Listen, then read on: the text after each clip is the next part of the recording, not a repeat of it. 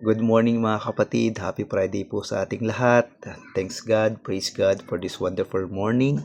Tayo po muna ay magbasa ng ating Biblia at ang ating pong pagbasa ay manggagaling sa Marcos 6, chapter 6 verse 7 to 13. Ang sabi po dito, at pinalapit niya sa kaniya ang 12 at nagpasimulang sinugo sila na dala-dalawa.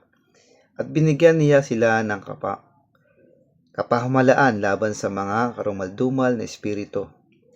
At pinagbilin niya sa kanila na huwag silang magsipagbaon ng anuman sa paglakad, kundi tungkod lamang, kahit tinapay, kahit supot ng ulam, kahit salapi sa kanilang supot.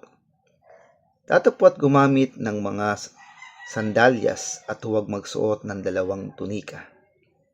At sinabi niya sa kanila, saan man kayo magsipasok sa isang bahay, mga tira kayo roon hanggang sa kayo'y magsialis doon. At sa alinmang dakong hindi kayo tanggapin at hindi kayo pakinggan, pag alis ninyo dooy, ipagpag ninyo ang alabok na nasa ilalim ng inyong talampakan bilang patotoo sa kanila. At sila'y nagsialis at nagsipangaral na nagsisi ang mga tao at pagpalabas ng maraming demonyo at nagpahid ng langis sa maraming may sakit at pinagaling sila. Ito po ang ating gospel reading ngayong araw po ng Biyernes. Tayo po naman ay manalangin. Dakilang Diyos namin makapangyarihan, kami lubos na nagpapasalamat para sa araw na ito. Ngayon po ay Friday. Panginoon, patapos na naman po ang isang linggo. Maraming salamat po Panginoon sa mga oportunidad, sa mga karanasan Panginoon na humubog sa aming pagkatao.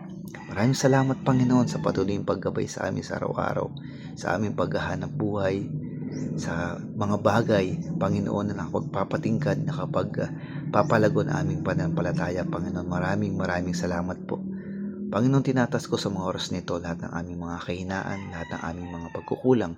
At mula dito, Panginoon, kami yung palakasin, Panginoon. Gabayan kami ng banal na Espiritu sa aming pagsasalita, sa aming mga gawa, Panginoon. Turuan mo kami, Panginoon, at bigyan ng puso na katulad sa inyo upang lahat ng bagay aming maintindihan at maunawaan.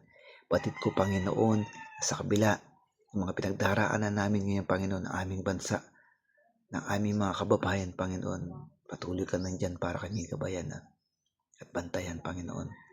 Panginoon, pagpalain mo rin po, Panginoon, ang mga kapatid namin sa kabilang screen, Panginoon. Hindi ko man po sila kilala, Panginoon, pero dalayan ko po, Panginoon, isingin po sa puso ng bawat isa ang makilala kang lubos sa kanilang buhay, na ang mabuhay na kasama ka, Panginoon, ay ang pinakamasayang pakiramdam ng isang taong Kristiyanong naniniwala sa iyo. Maraming salamat po, Panginoon. Ito po ang aming samod dalangin, in Jesus' name we pray. Amen and Amen. God bless po sa ating lahat. Ingat po tayo.